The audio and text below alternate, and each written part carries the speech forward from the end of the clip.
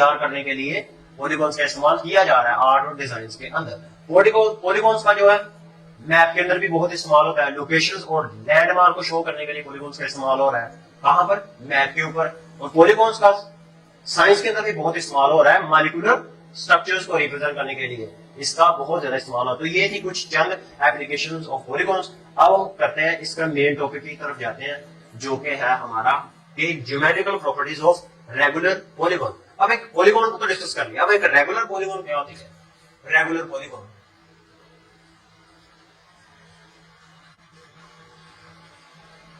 Regular polygon एक ऐसी polygon होती है जिसकी तमाम की तमाम साइड्स, यानी साइड्स की लेंथ, तमाम की तमाम sides and all the angles are equal. तीनों की तीनों साइड, अगर एक साइड की लेंथ 5 सेंटीमीटर या 5 मीटर दी है, तो बाकी भी जितनी भी साइड्स होंगी पॉलीगॉन्स की, शेप्स की, उनकी साइड्स की लेंथ भी सेम होगी।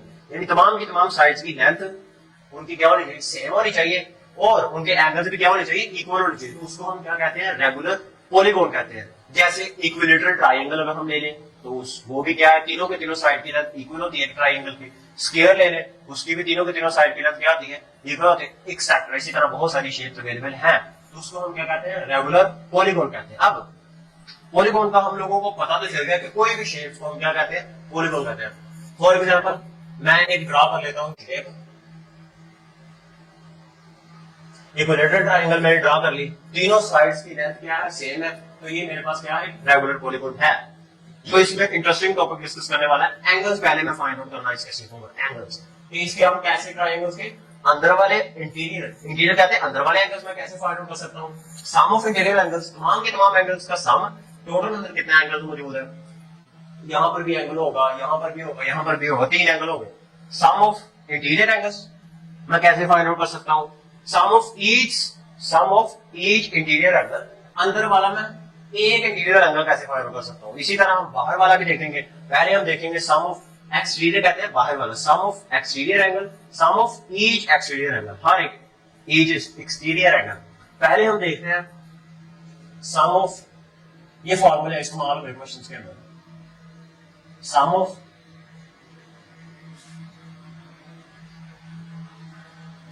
Interior angles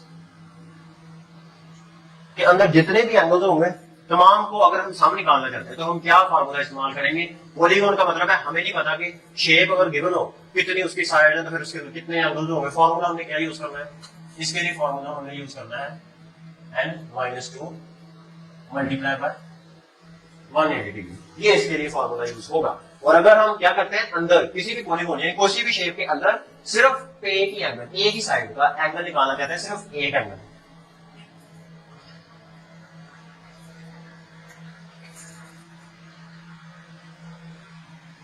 each interior angle. अगर हम अंदर सिर्फ एक ही एंगल निकालना चाहते हैं किसी भी साइड का, तो हम कैसे निकालेंगे? इसका फॉर्मूला क्या होगा? इसका फॉर्मूला होगा n-2। n का मतलब n रिप्रेजेंट करता है नंबर ऑफ साइड्स। किसी भी पॉलीगॉन ट्रायंगल है तो इसकी 3 साइड्स है, नंबर ऑफ साइड्स कितनी है उसकी, मल्टीप्लाई बाय 180 डिग्री, और ये डिवाइड होगा किसके ऊपर? n के ऊपर। n represent number of sides. अब इंटीरियर देख लिया, अब हम जाते हैं पॉलीगॉन्स किसी भी शेप के बाहर। पहले हम देखते हैं सम ऑफ एक्सटीरियर एंगल्स के बाद जितने भी साइड्स के एंगल्स होंगे उनका सम कितना होगा? Sum of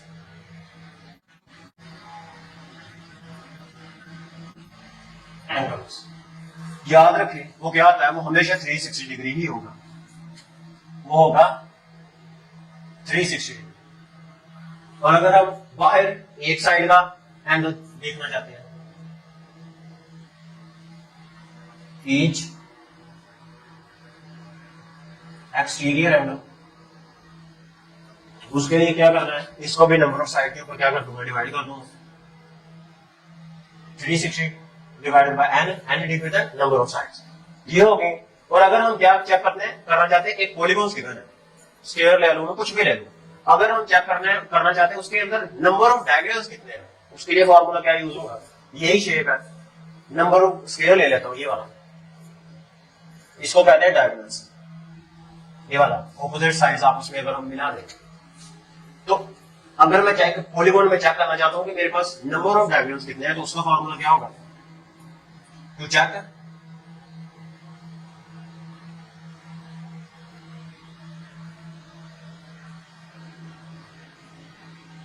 number of diagonals, number of diagonals अगर हम चेक करना चाहते हैं तो उसके लिए फार्मूला क्या होगा, उसके लिए फार्मूला होगा n माइनस 3 डिवाइडेड बाय 2। तो ये फार्मूला होगा इसका।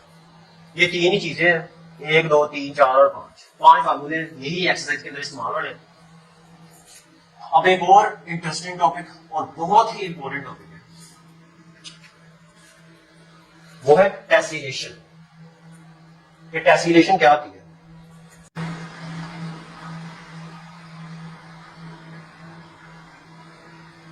टेसिलेशन, टेसिलेशन एक ऐसा पैटर्न ऑफ शेप्स है दैट फिट टुगेदर परफेक्टली।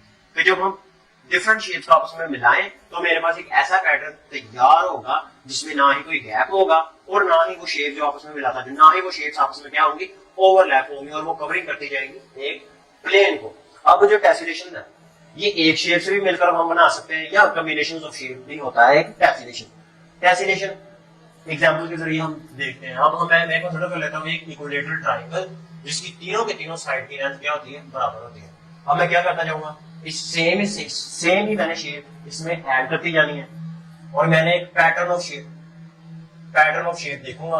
अगर तो उसके अंदर कोई गैप हुआ तो वो टेसिलेशन, इररेगुलर टेसिलेशन होगी, और अगर इसमें गैप नहीं हुआ तो वो मेरे पास टेसिलेशन होगी। इसमें मैंने फिर एक रेक्टेंगल ऐड कर दी, जितनी लेंथ इसकी है उतनी लेंथ ही मैंने यहाँ पर ले ली और उतनी यहाँ पर ले ली, जितनी यहाँ पर है उतनी ही यहाँ पर ले ली और उतनी ही यहाँ पर ले ली। एक और मैंने इक्विलेटरल ट्रायंगल ले ली, एक यहाँ पर भी इक्विलेटरल ट्रायंगल ले ली। ये पैटर्न मेरे पास बनता जाएगा अगर मैं इसी तरह भी जाता जाऊँ। ये वाला ये पैटर्न इसी तरह चलता जाएगा।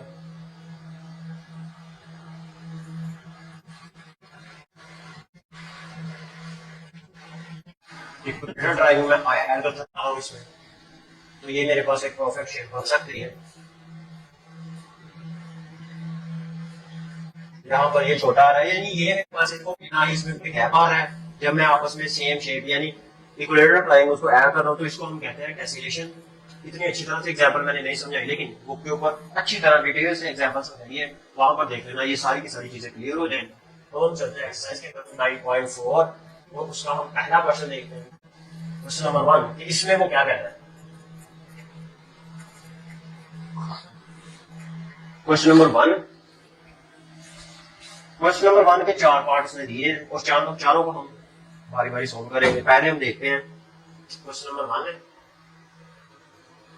उसका पार्ट 1। कि पार्ट 1 में वो क्या कह रहा है? पार्ट 1 में कह रहा है कि what is the sum of the interior angles of the decagon 10 sided polygon. उसने बताया हुआ यहाँ पर डेकागोन किसे कहते हैं? 10 साइडेड पॉलीगॉन। और मैंने उसका क्या बताना है? उसके इंटीरियर एंगल निकालने हैं। Find sum of interior angle. Formula हमने देखा कि सम ऑफ इंटीरियर एंगल क्या होता है? n-2 cross 180 degree. और पहले में मैंने निकालने क्या है? Sum of interior angle of decagon. Find sum of interior angle of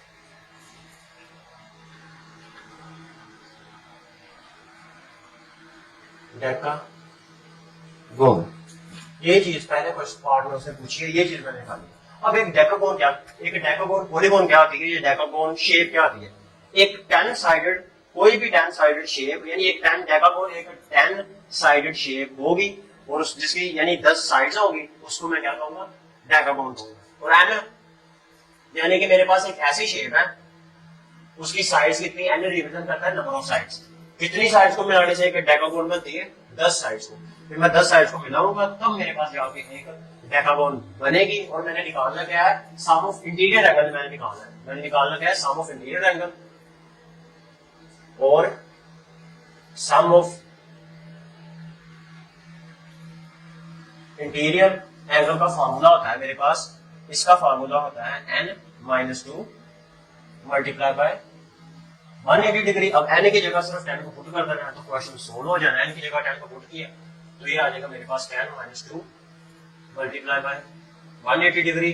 10 में से 2 गया, ये बचा 8 मल्टीप्लाई बाय 188 को इसके साथ मल्टीप्लाई किया 800 64 64 का लगा 4 और 8 और 4 14 डिग्री।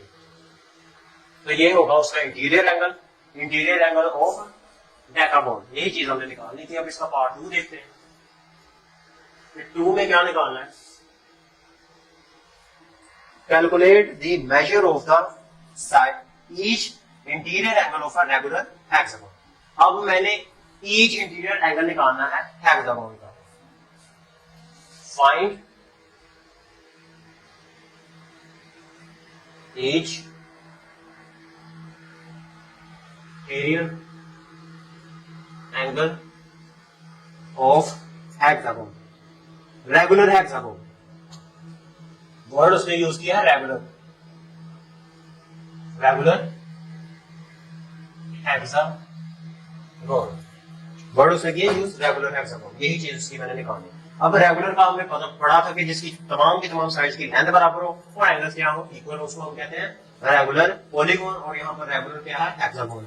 अब हेक्सागोन क्या है? हेक्सागोन एक रेगुलर यानी एक 6 साइडेड फिगर होगी।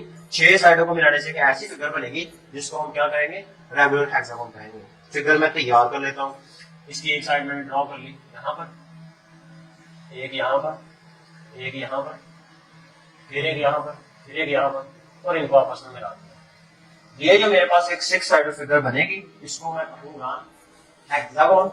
और मैंने निकालना क्या है? इसका ईच इंटीरियर एंगल निकालना है। ईच इंटीरियर एंगल, ये फॉर्मूला मैं यूज करूंगा to find each interior angle. मैंने यूज करना formula n minus 2 multiply by 180 degree divided by n। n मेरे पास क्या है? n है मेरे पास इसकी साइड कितनी होती है? 6। तो n इसमें क्या होगा? n is equal to 6। यहाँ पर वैल्यू में पुट किया 6 माइनस 2 मल्टीप्लाई बाय 180 डिग्री और डिवाइडेड बाय 6। अब 6 से 2 को मैंने माइनस किया तो बचा 4 multiply by 180 degree divided by 6। 2 2 4 and 2 3 6। अब मैंने 2 को मल्टीप्लाई किया 180 के साथ और डिवाइड कर दिया 3 के साथ, तो मेरे पास आ गया 120। तो एंगल क्या आ गया? ईच इंटीरियर एक साइड का एंगल क्या होगा? 120। और इसका पार्ट देखता हूं थर्ड में वो कह रहा है कि what is the exterior angle of a regular pentagon. अब यहाँ पर एक रेगुलर पेंटागोन दी गई। रेगुलर का मतलब होगा तमाम की तमाम उसकी जो साइड होगी इक्वल होगी और एंगल्स भी क्या होंगे? इक्वल होंगे। एक है उसने रेगुलर पेंटागोन दी है। पेंटागोन एक ऐसी शेप होती है जिसकी 5 साइड्स होती हैं। 5 साइड्स को मिलाने से जो शेप्स बनेगी उसको हम कहेंगे पेंटागोन। और एक रेगुलर पेंटागोन गिवन है, उसका मैंने क्या फाइंड आउट करना है? Exterior angle.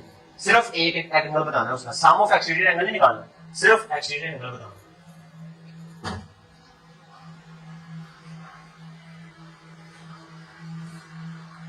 पेंटागोन गिवन है, मैंने find each exterior angle of regular pentagon. अब पेंटागोन क्या होती है? 5 साइड फिगर होती है पेंटागोन। 5 साइड को मिलाने से जो फिगर बनेगी उसको हम कहते हैं पेंटागोन, यानी 5 साइडेड फिगर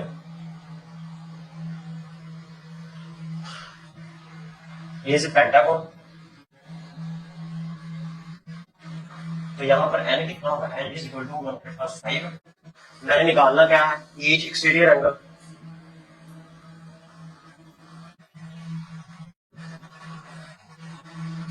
एक्सटीरियर एंगल निकालना है तो उसके लिए फॉर्मूला इस्तेमाल होगा 360 डिवाइडेड बाय n। 360 और n कितना है? 5। वैसे भी कैंसिल आउट कर सकता हूँ। 5 6 एंड 5 7 35 और फिर 10 बचा 5 2 ये आ जाएगा मेरे पास 72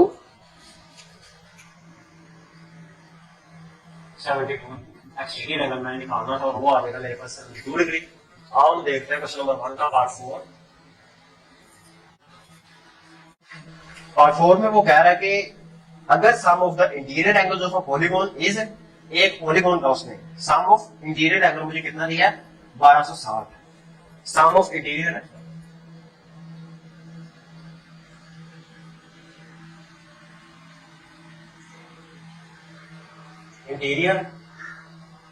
सम ऑफ इंटीरियर एंगल उसने मुझे कितना दिया 1260 degree. 1260 degree. How many sides does the polygon have? तो पॉलीगॉन की कह रहा है कि वो साइड्स कितनी होंगी। पॉलीगॉन है how does the sides, polygon है, पॉलीगॉन की कितनी साइड्स होंगी, ये चीज मैंने निकालनी, ये चीज इसमें मैंने निकालनी। अब मैं क्या, उसने दिया क्या है सम ऑफ इंटीरियर एंगल्स, और उसका फार्मूला क्या है सम ऑफ इंटीरियर एंगल का n - 2 मल्टीप्लाई बाय 180 डिग्री, दोनों बराबर किसके हैं 1260 - 2 मल्टीप्लाई बाय 180 डिग्री, और वो कितना है 1260 डिग्री। n - 2 180 डिग्री इधर जाकर डिवाइड हो जाएगा 1260 डिवाइड बाय 180 डिग्री, 0 से 0 कैंसिल, इसको मैं 3 से कैंसिल आउट कर सकता हूँ, 3 6 18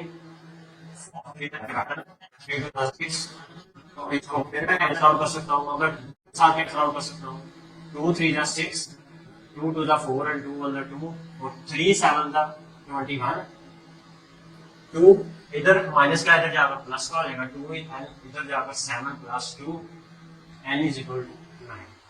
तो 9 उस पॉलीगॉन्स की, इस पॉलीगॉन की जिसका सम ऑफ इंटीरियर एंगल 1260 डिग्री है, तो उसकी साइज कितनी होगी पॉलीगॉन्स की, उसकी साइड होगी 9। अब हम देखते हैं क्वेश्चन नंबर 2। क्वेश्चन नंबर 2 वो कह रहा है कि एक पैरेललोग्राम गिवन है और उसकी साइड्स की लेंथ भी उसने मुझे दी है। मैंने फाइंड आउट क्या करना है, एरिया ऑफ पैरेललोग्राम मैंने निकालना है क्वेश्चन नंबर 2 में।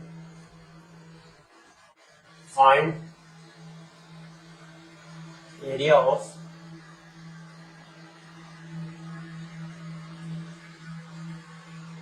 पैरेललोग्राम, मैंने उस पैरेललोग्राम का एरिया निकालना है। एक मैं पैरेललोग्राम ड्रा करता हूं,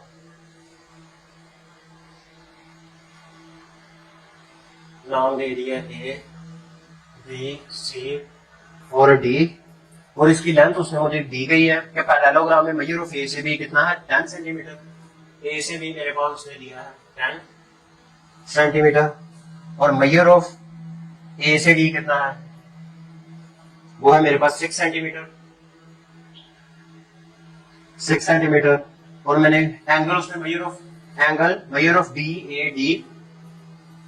ए और डी, यानी यहां पर एंगल बन रहा है और वो एंगल उसने मुझे दिया है 45 डिग्री का। Find the area of a parallelogram, इसका मैंने एरिया निकालना है। एरिया निकालने का फॉर्मूला क्या होता है, एरिया ऑफ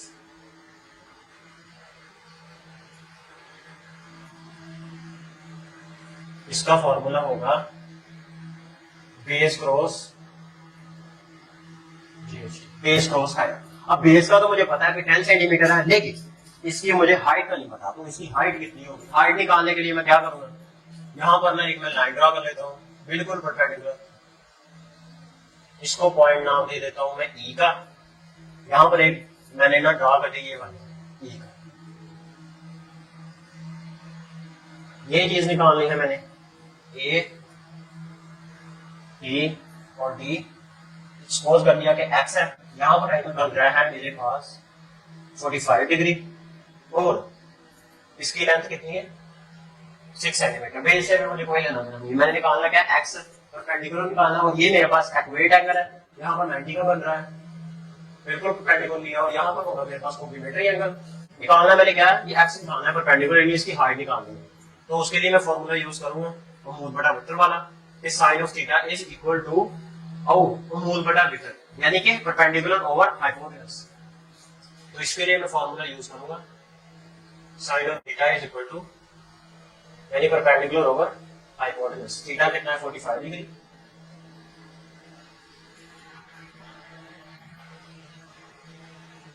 परपेंडिकुलर मेरे पास कितना है x और हाइपोटेन्यूज कितना है 6 सेंटीमीटर। साइन की 45 में वैल्यू होती है 1/2 x और 6 डिवाइड हो रहा है इधर मल्टीप्लाई हो जाएगा, ये आ जाएगा 6/2 इज इक्वल टू x। अब इसको मैं लिख सकता हूँ 6 को 3 multiply by 2 is equal to x। 2 की जगह मैं लिख सकता हूँ 2 का अंडर रूट बराबर होता है 2 के, और 2 का अंडर रूट 1 2 के साथ कैंसिल हो जाएगा, बाकी बचेगा मेरे पास 3। 2 का under root is equal to x। अब मैंने निकालना है इसका एरिया। एरिया बराबर होगा बेस क्रॉस हाइट, बेस की है 10 सेंटीमीटर, हाइट मैंने निकाली है 3, 2 का अंडर रूट सेंटीमीटर। दोनों को जब मैं आपस में मल्टीप्लाई करूंगा 10 मल्टीप्लाई बाय 3 अंडर रूट 2, तो इसका आंसर मुझे मिल जाएगा 32 का अंडर रूट सेंटीमीटर का स्क्वायर एरिया ऑफ पैरेललोग्राम को मैंने ये निकालना था और वो मैंने निकाल दिया। अब हम देखते हैं इसका क्वेश्चन नंबर 3। क्वेश्चन नंबर 3 में भी एक पैरेललोग्राम गिवन है। Find the measure of all other angles in a parallelogram. Parallelogram given है और उसने मुझे एक एंगल बताया और मैंने बाकी के एंगल्स निकालने हैं, बाकी के तीनों angle. Question number 3 sorry, find the other angles. सिर्फ और सिर्फ बाकी जो रिमेनिंग एंगल्स होंगे वो मैंने निकालने हैं एक पैरेललोग्राम में। पैरेललोग्राम मैंने ड्रॉ कर ली, ए बी सी और डी, और उसने मुझे एंगल दिया है मेजर ऑफ ए। यहां पर उसने एक एंगल मुझे दिया और वो कितना है, वो होगा 70 डिग्री का। 70 डिग्री। अब पैरेललोग्राम के अंदर इसका एंगल और इसका डायगोनल सेम, इसके सामने जो सी है, इन दोनों का एंगल कितना होगा, सेम होगा। इसका एंगल भी यही होगा 70 डिग्री और इन दोनों का एंगल भी सेम होगा, लेकिन मैंने निकालना है कि वो कैसे आएगा। अब हम लोगों ने देखा था ट्राइंगल का सम ऑफ ऑल। अब इसका मैं इंटीरियर एंगल चेक करता हूँ कि इसके अंदर सम ऑफ इंटीरियर एंगल कितना होगा, इसके तमाम इसके अंदर एंगल कितने होंगे, मैं फार्मूला यूज करूंगा।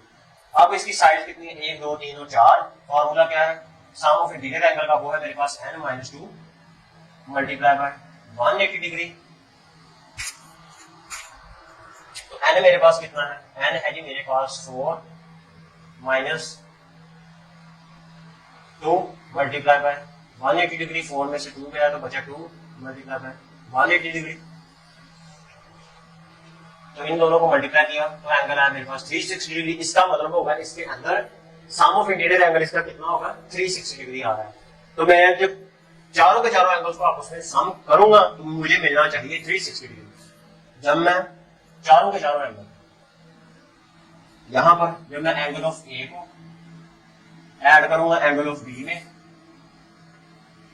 प्लस इसको इसमें ऐड करूंगा एंगल ऑफ सी में, और इसमें ऐड करूंगा एंगल ऑफ डी, तो मुझे मिलेगा 360 डिग्री। मुझे मिलना है 360 डिग्री। अब मेजर ऑफ एंगल ए कितना है, वो है मेरे पास 70 degree. Measure of angle B मुझे नहीं पता, और मेजर ऑफ एंगल सी भी मेरे पास कितना है 70 degree, plus major of angle D नहीं पता मुझे 360 डिग्री।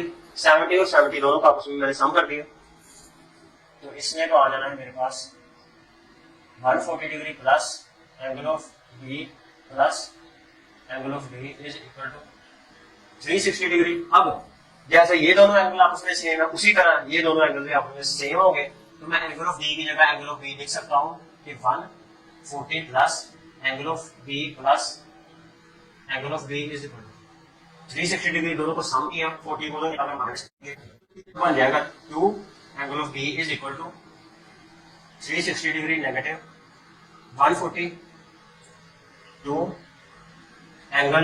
एंगल ऑफ बी 360 में से मैंने 40 को निकाला 0 2 और 220 डिग्री। 2 को इधर जाकर डिवाइड कर दिया, तो angle of B is equal to 2 20 divided by 2, 2 1 जा 2 1 जा 0, तो एंगल ऑफ बी मेरे पास होगा 1 1 0 डिग्री। यहाँ पर भी मुझे 1 1 0 डिग्री मिलेगा 110 डिग्री, तो यहाँ पर भी मुझे एंगल कितना मिलेगा 110 डिग्री। और ऑल तमाम के 4 एंगल को जब मैं सम करूंगा तो मुझे 360 मिलेगा। इसमें वो कह रहा है कि एक शेप, क्वेश्चन नंबर 4 को देखते हैं। 4 में कह रहा है कि एक shape is created by cutting a square in half diagonally, कि मैं एक स्क्वायर ले रहा हूँ शेप, और उसको जब मैं डायगोनली कट करता हूँ तो मुझे शेप्स मिल जाती है दो नहीं उससे, and then attaching a right angle triangle to the hypotenuse of each half, और वो जो स्क्वायर का उसको डायगोनली कट करके जो मेरे पास 2 हाफ निकलेंगे उनके हाइपोटेनस के सामने ट्रायंगल को अटैच करके एक नई शेप बनाऊंगा। कह रहा है explain why this shape is tessellate, और मैंने एक्सप्लेन करना है कि वो जो मेरे पास नई शेप्स आएंगी वो टेसलेट क्यों है, and calculate the interior angle of the new shape, और जो वो नई शेप बनेगी उसका मैंने इंटीरियर एंगल बताना है। क्वेश्चन नंबर 4, क्वेश्चन नंबर 4 में वो कह रहा है कि मेरे पास एक स्क्वायर है,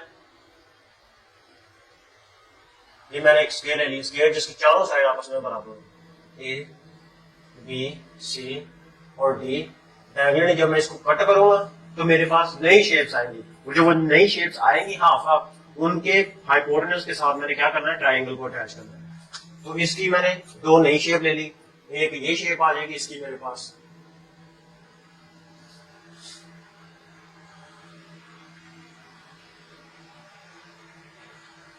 ए बी और डी। दूसरी शेप इसकी बन रही है ये वाली, इसका हाइपोटेनस होगा ये वाला, बी सी और डी। कहना वो क्या चाह रहा है, इनके हाइपोटेनस यानी वितर के साथ मैंने एक ट्रायंगल को ऐड करना है, एक ट्रायंगल को मिलाना है। अगर यहाँ पर इसकी ट्रायंगल है ये वाली हाइपोटेनस के साथ, यहाँ पर अगर मैं ट्रायंगल को मिला लूं, अगर मैं इस तरह लूं एक ट्रायंगल, तो ये मेरे पास फिर से स्क्वायर बन जाएगा। इसकी एक मैं लूं तो ये भी स्क्वायर बन रहा है। तो ये दोनों की दोनों, ये जो मैंने हाफ निकाला और ये जो हाफ निकाला है, ये दोनों आइसोसेलेस ट्रायंगल होंगी। आइसोसेलेस ट्रायंगल वो होती है जिसकी 2 साइड्स की लेंथ इक्वल होती है और तीसरी साइड की लेंथ डिफरेंट होती है। अब दोनों की दोनों पहले तो है क्या, बोथ आर आइसोसेलेस ट्रायंगल्स, दोनों की दोनों both are isosceles triangles, दोनों की दोनों आइसोसेलेस ट्रायंगल्स हैं। One half of the square, square का जो एक हाफ होगा उसके angle, one half of square, one half of square, इसके एंगल क्या बनेंगे।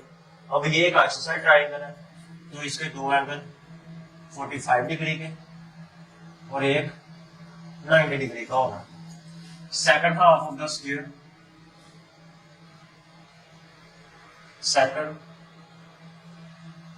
हाफ ऑफ स्क्वायर,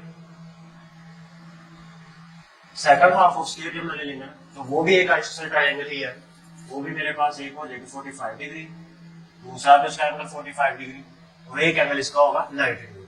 अब यहां से जब इसके ऊपर इसके हाइपोटेनस के साथ मैं एक ट्रायंगल को अटैच किया, मिलाया, इसके जब एक आइसोसेलेस ट्रायंगल के हाइपोटेनस के साथ मैंने एक ट्रायंगल को मिलाया, फिर से मुझे स्क्वायर मिल रहा है, तो यहीं से साबित हो गया कि ये एक आइसोसेलेस ट्रायंगल है।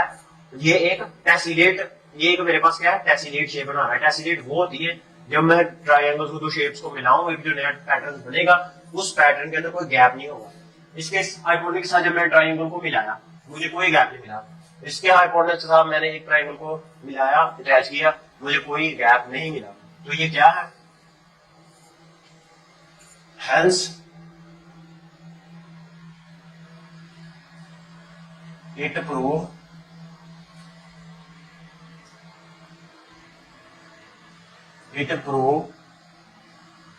दे फॉर्म अ टेसिलेट। तो ये क्या कर रहे हैं, ये फॉर्म बना रहे हैं टेसिलेट। पहली चीज तो मैंने टेसिलेट चेक करना था कि क्या ये शेप ये टेसिलेट है ये नहीं है, तो ये टेसिलेट है। दूसरा मैंने क्या निकालना, दूसरा मैंने निकालना था sum of the interior angle, part इसका मैं बी लिख रहा हूं, पार्ट बी मैंने निकालना है sum of interior angle sum of interior angle मैंने निकाला दूसरा पार्ट, और सम ऑफ इंटीरियर एंगल का फार्मूला हमने पढ़ा था कि n minus 2 multiply by 180 degree. लेकिन इसका सम ऑफ इंटीरियर एंगल कैसे आएगा, दोनों के दोनों हाफ्स के जो एंगल होंगे दोनों का मैं सम ले लूंगा। इसका जो होगा सम ऑफ इंटीरियर एंगल, ये वाला बराबर होगा मेरे पास, ये वाला बराबर होगा sum of the angles of sum of the angles of both half of the square, both half of square. करना क्या है, मैंने सम ऑफ इंटीरियर एंगल निकालना है, तो उसके लिए इसके जितने भी एंगल्स हैं, इसके एंगल्स हैं, इनको आपस में प्लस कर दूंगा। पहली हाफ में कि मैं एंगल लिखता हूँ 45 degree plus 90 degree plus 45 degree plus 45 degree plus 90 degree. इन तीनों का सम 180 होगा, इन तीनों को भी सम मेरे पास 180 होगा, और जब मैं सबको सम करूंगा तो मेरे पास 360 बन जाएगा। तो ये था क्वेश्चन नंबर 4। क्वेश्चन नंबर 5, इसमें कह रहा है कि एक टेसिलेशन इज क्रिएटेड, यानी कि एक ऐसी पैटर्न वाली शेप क्रिएट हो रही है जिसमें कोई गैप नहीं है, is created by repeatedly reflecting a basic shape. The basic shape is a right angle triangle. कह रहा है कि जो टेसिलेशन है ना वो क्रिएटेड हो रही है, मैं जब एक बेसिक शेप को रिफ्लेक्टिंग करता हूं repeatedly, bar bar. The basic shape is a right angle triangle with the sides of the length 3, 4 and 5 units. कह रहा है कि जो मेरे पास टेसिलेशन बन रही है ना वो एक बेसिक, वो क्या है, वो मैं एक बेसिक शेप को रिफ्लेक्टिंग कर रहा हूँ रिपीटेडली, फिर मेरे पास एक टेसिलेशन तैयार हो रही है, और जो वो बेसिक शेप है वो क्या है, एक ट्रायंगल है, और उसकी उसने मुझे साइड लेंथ दी है 3, 4, 5। मैंने फाइंड क्या करना है, मैंने फाइंड करना है minimum number of the reflection needed to create a tessellation. उस टेसिलेशन को क्रिएट करने में मिनिमम नंबर ऑफ मुझे शेप्स कितने इस्तेमाल, मिनिमम नंबर ऑफ रिफ्लेक्शंस कितनी जरूरत है needed to create a tessellation that covers a square with an area of 3600 square units, जो कि एरिया कवर करे 3600 स्क्वायर यूनिट्स। पहले तो जो उसने मुझे बेस शेप दी है वो मैं लिख लेता हूँ। क्वेश्चन नंबर 5, बेस शेप मैं एक ट्रायंगल कंसीडर कर लेता हूँ, जरूरी नहीं है राइट एंगल ट्रायंगल हो, ये वाला ए बी सी, ये सपोज कर लिया हाइपोटेनस है मेरे पास, और इसकी लेंथ है उसने 3, 4 एंड 5। मिनिमम नंबर ऑफ मैंने रिफ्लेक्शंस निकालनी है, तो पहली चीज मैं इसमें क्या निकालूंगा, एरिया निकालूंगा इसका। एरिया के लिए ये तो मुझे पता है, इन दोनों के स्क्वायर का सम का पाइथागोरस थ्योरम, वो आएगा मेरे पास 4 का स्क्वायर 16, 3 का स्क्वायर मेरे पास होगा 9, 16 प्लस 9 25 आता है, और 5 का स्क्वायर 25। तो मैं क्या करूंगा, एरिया का फार्मूला होता है, वो होता है मेरे पास एक ट्रायंगल के एरिया का फार्मूला होगा 1/2 बेस क्रॉस हाइट, हाइट 1/2, यहां पर बेस होगी ये 3, क्रॉस हाइट में यहां पर ले लूंगा, और हाइट यहां पर होगी मेरे पास 4, 2 to the 4 और 3 to the 6, और ये क्या है, यूनिट उसने कहा है कि स्क्वायर में है। अब मैं यूनिट कोई भी ले सकता हूँ, सेंटीमीटर भी ले सकता हूँ और मीटर भी ले सकता हूँ। मैं सपोज कर लेता हूँ मैंने मीटर में यूनिट लिया, ये भी मीटर में मैंने ले लिया, ये भी मीटर में और ये भी मीटर में, और यूनिट क्या है, स्क्वायर यूनिट, यानी स्क्वायर मीटर मैंने ले लिया। तो एरिया मैंने निकाल लिया, इसका मैंने निकालना क्या है, टोटल मेरे पास गिवन क्या है, find the minimum number of the reflection needed to create tessellation that covers a square with an area of 3600 square unit. अब एक एरिया कवर होता है, टोटल एरिया जो कवर होता है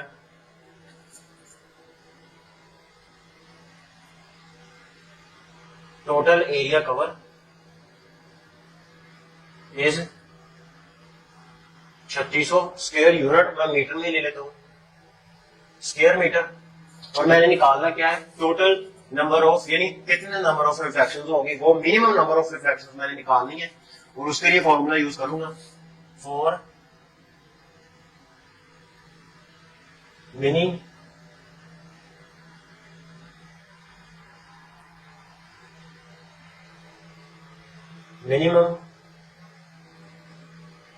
रिफ्लेक्शन, वो हो जाएगा मेरे पास टोटल डिवाइडेड बाय जो एरिया ट्रायंगल का निकाला है 36 6 मीटर का स्क्वायर, ये आपस में कैंसल, 6 का 36, 0 और 0, तो ये आ जाएगा मेरे पास 600। तो 6 मिनिमम मेरे पास कितनी होगी, ये मेरे पास 600 रिफ्लेक्शन होगी। रिफ्लेक्शन। अब हम इसका देखते हैं क्वेश्चन नंबर 6 कि आखिर वो 6 में क्या कह रहा है। 6 में वो कह रहा है कि एक टेसिलेशन इज क्रिएटेड, इसमें भी एक टेसिलेशन क्रिएट हो रही है यूजिंग अ रेगुलर हेक्सागोन। एक रेगुलर हेक्सागोन एक ऐसी शेप होती है जो 6 साइड्स को मिलाने से बनती है। और रेगुलर का मतलब है कि उनकी तमाम साइड्स और एंगल्स क्या है, इक्वल होंगे। और हर hexagon has a side length of 5 centimetre, और उसने मुझे साइड लेंथ भी कितनी दे दी, हर हेक्सागोन कितनी है, 5 centimetre. Find the total area of the tessellation, उस टेसिलेशन का टोटल एरिया कितना होगा अगर ये कंसिस्ट करे 25 हेक्सागोन, और ये अगर ये 25 हेक्सागोन मेरे पास हो, उनको मिलाने से मेरे पास जो टेसिलेशन होगी उसका एरिया कितना होगा ये बताना है मैंने। And total parameter of the outer as of the tessellation, tessellation के आउटर एज का वो जो फिर मेरे पास बड़ी टेसिलेशन बनेगी उसके बाहर वाले एज का मेरे पास कितना पैरामीटर होगा वो निकालना है। Assuming it's a perfect hexagon, assume कर लेना कि ये क्या है, परफेक्ट एक हेक्सागोन है। क्वेश्चन नंबर 6 में कह रहा है कि एक टेसिलेशन बन रही है। पहले तो उसने एक हेक्सागोन मुझे दी है। हेक्सागोन एक ऐसी शेप होती है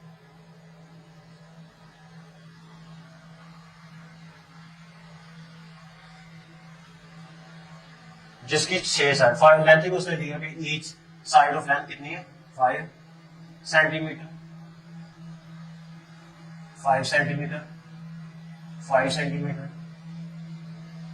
5 सेंटीमीटर, और हर की लेंथ उसने कितनी दी है, 5 सेंटीमीटर दी है। अब यहां पर ईच साइड, अब हेक्सागोन का फार्मूला पीछे एग्जांपल कुछ की है, मैंने नहीं करवाई लेकिन बुक्स पर है, वहां पर हेक्सागोन का फार्मूला गिवन है कि फार्मूला ऑफ हेक्सागोन कि एरिया अगर हम हेक्सागोन का निकालना है तो उसका फार्मूला होगा, इसका फार्मूला होगा 3 का अंडर रूट डिवाइडेड बाय 2, ये इसका फार्मूला होगा, और साथ में स्क्वायर, ए का स्क्वायर, यानी कि एक साइड का स्क्वायर होगा साथ में। साइड इसकी मैं कुछ भी ले सकता हूँ, रेगुलर हेक्सागोन का मतलब है तमाम की तमाम साइड की लेंथ क्या होगी, सेम होगी, और उनमें से किसी भी एक साइड का साथ में क्या आ जाएगा, स्क्वायर आ जाएगा। साइड कितनी दी है, यहाँ पर 5 दी है, तो मैं 3 under root divided by 2, side कितनी है 5 का मैं स्क्वायर ले लूंगा, सेंटीमीटर का स्क्वायर आ जाएगा, 25, 3 का अंडर रूट 25 2 सेंटीमीटर का स्क्वायर। अब इसको किया मैंने सोल्व, तो मेरे पास आंसर आया जी 3 under root 3 multiply by 25 divided by 2, 64.95। तो इसका आंसर मुझे मिल गया 64.95, 64.95 सेंटीमीटर का स्क्वायर। ये मैंने एरिया निकाला सिर्फ एक हेक्सागोन का, और साथ में क्या कह रहा है, वो कह रहा है कि 25 हेक्सागोन को मिलाना है। तो एक एरिया को जो मैं 25 हेक्सागोन लूंगा, 4 क्या कह रहा है, 4 टोटल एरिया ऑफ 425 हेक्सागोन के लिए, 425 हेक्सागोन के लिए, इसके लिए जो एरिया होगा वो आ जाएगा ये वाला एरिया 64.95, और ये वाला एरिया मल्टीप्लाई होगा किसके साथ, 25 के साथ। और जब मैं इसको 25 के साथ मल्टीप्लाई करूंगा, 64.95 मल्टीप्लाई बाय 25, तो मुझे मिलेगा 1623.7, और इसको मैं 8 भी कर सकता हूं, 1623.7 8 ही लिख लेता हूं। तो ये क्या होगा, ये होगा मेरे पास सेंटीमीटर का स्क्वायर एरिया, ये निकालना था। अब मैंने निकालना है पैरामीटर। पैरामीटर ए के लिए, पैरामीटर पहले मैं एक हेक्सागोन के लिए जब मैं निकालूंगा, पैरामीटर एक हेक्सागोन के लिए पैरामीटर मीटर फॉर 1 हेक्सागोन। जब मैं एक हेक्सागोन के लिए पैरामीटर निकालूंगा तो इसका फॉर्मूला होगा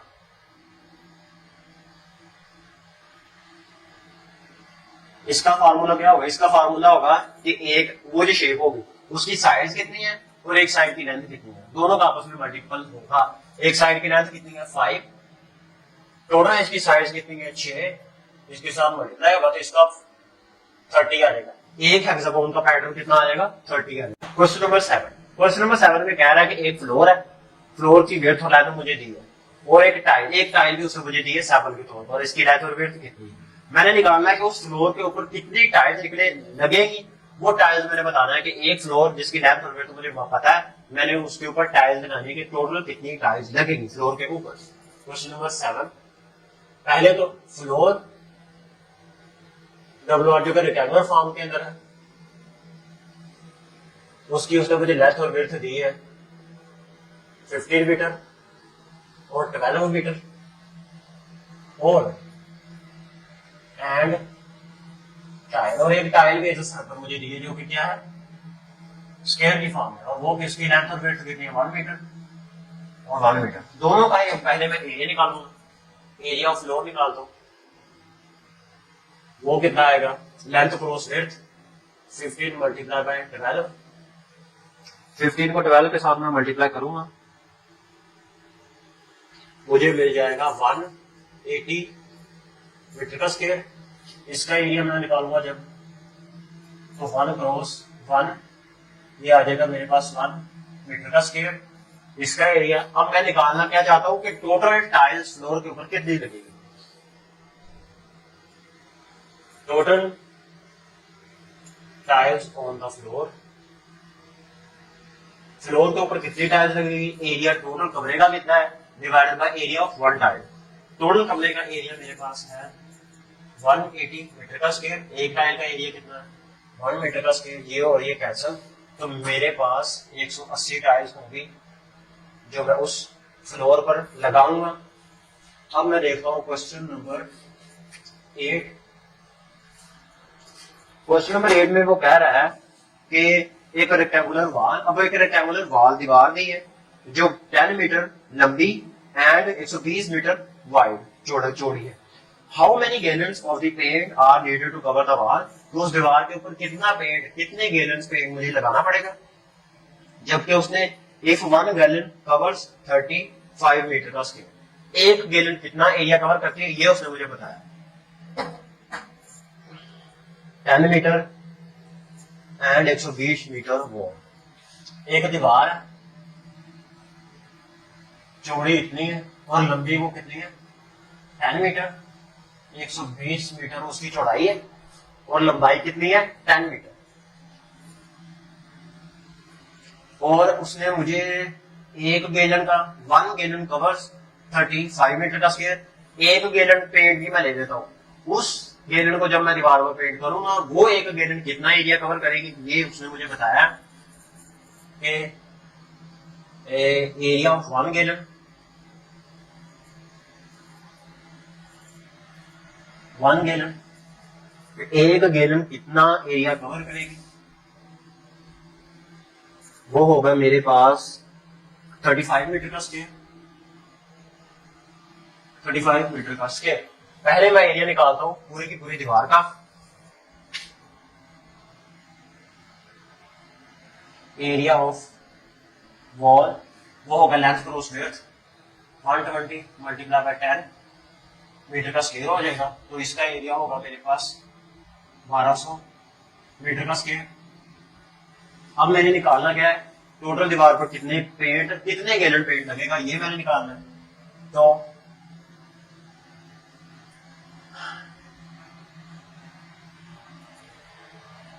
total number of gallon on the wall on wall, पूरी दीवार पर कितना टोटल नंबर ऑफ गैलन लगेगा, ये मैं area of wall, total area of wall कितना है 1200 मीटर का square, area of 1 gallon 35 metre का स्क्वायर, ये और ये कैंसर। और जब मैं 1200 को डिवाइड करूंगा 35 के ऊपर तो ये मुझे मिल जाएगा 34.3, नहीं अप्रोक्सीमेटली 34.3 4.3 अप्रोक्सीमेटली होगा मेरे पास 35। तकरीबन 35 गैलन्स लगेंगी उस दीवार को पेंट करने में, पूरी की पूरी दीवार को पेंट करने में। अब मैं देखता हूँ इसका क्वेश्चन नंबर 9, इसमें क्या कह रहा है।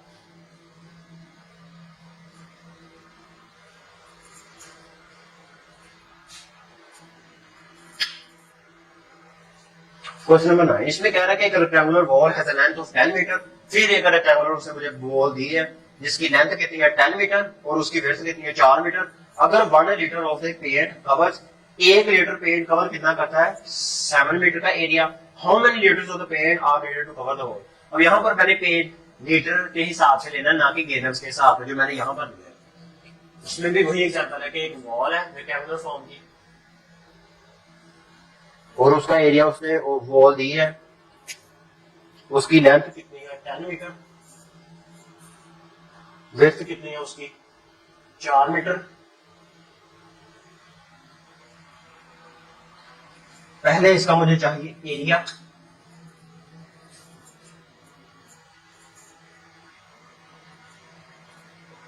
Length cross width 4 multiply by 10 is equal to 40 metre का स्क्वायर। अब 1 लीटर ऑफ पेंट कितना एरिया कवर करती है वो भी गिवन है।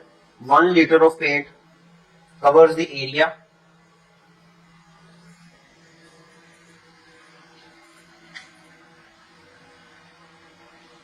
One litre covers the area. 1 litre जो मेरे पास पेंट होगा वो कितना एरिया कवर करेगा दीवार का, वो करेगा जी मेरे पास 7 मीटर का स्क्वायर। मैंने निकालना क्या है कि टोटल पूरी की पूरी दीवार पर कितने लीटर मेरे पास पेंट लगेगा, ये चीज मैंने निकालना है। टोटल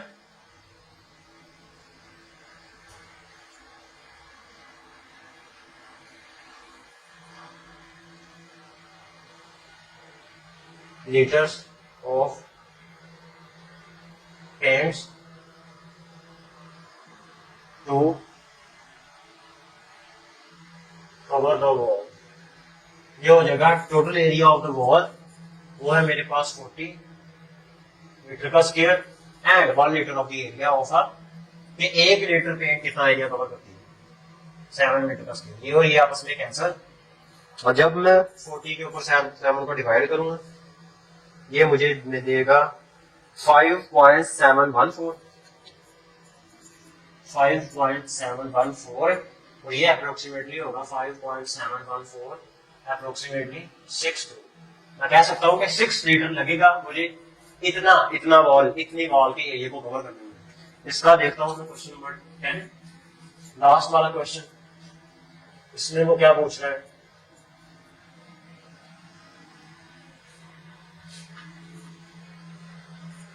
क्वेश्चन नंबर 10 में कह रहा है कि एक window has a trapezoidal shape. ये एक विंडो है और उसकी क्या है trapezoidal shape with a parallel sides of 3 metre and 1.5 metre and a height of 2 metre. Find the area of the window. उस विंडो का एरिया कितना होगा यही चीज मैंने निकालनी है।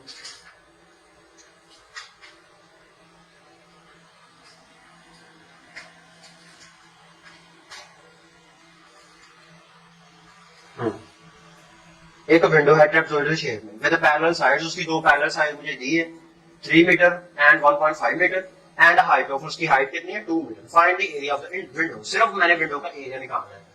तो विंडो का एरिया जब मैं निकालूंगा वो सिंपली मेरे पास sum of the parallel side divided by 2 और multiply with the height. Question number 10, एक मेरे पास ट्रेपेजोइडल शेप है जिसकी उसकी मुझे लेंथ ऑफ पैरेलल साइड्स दी है, उसकी लेंथ ऑफ पैरेलल साइड्स वो कितनी है, वो है मेरे पास 3 मीटर एंड 1.5 मीटर, 3 मीटर और 1.5 metre. And a height of 2 metre, और उसकी हाइट भी उसने दी है, and a height of 2 metre. Find the area of the window, total area window का कितना होगा वो मैंने निकालना है। फाइंड एरिया ऑफ विंडो, उस विंडो का एरिया कितना होगा, ये चीज मैंने निकालनी है इसमें। और उसके लिए मैं क्या करूंगा, एरिया ऑफ विंडो निकालने का फॉर्मूला होता है पैरेलल साइड्स का sum of parallel sides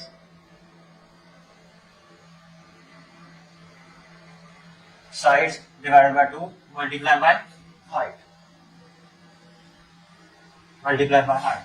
some of parallel side 3 metre plus 1.5 metre divided by 2, और हाइट कितनी है वो भी मेरे पास 2 है, दोनों आपस में कैंसिल, 3 प्लस 1.5, इन दोनों का आपस में सम किया, 3 प्लस 1.5 तो 4.5 सेंटीमीटर इसका आंसर आ जाएगा। 4.5 सेंटीमीटर इसका आंसर आ गया। यही मैंने निकालना था इस एक्सरसाइज के अंदर, यही सब कुछ।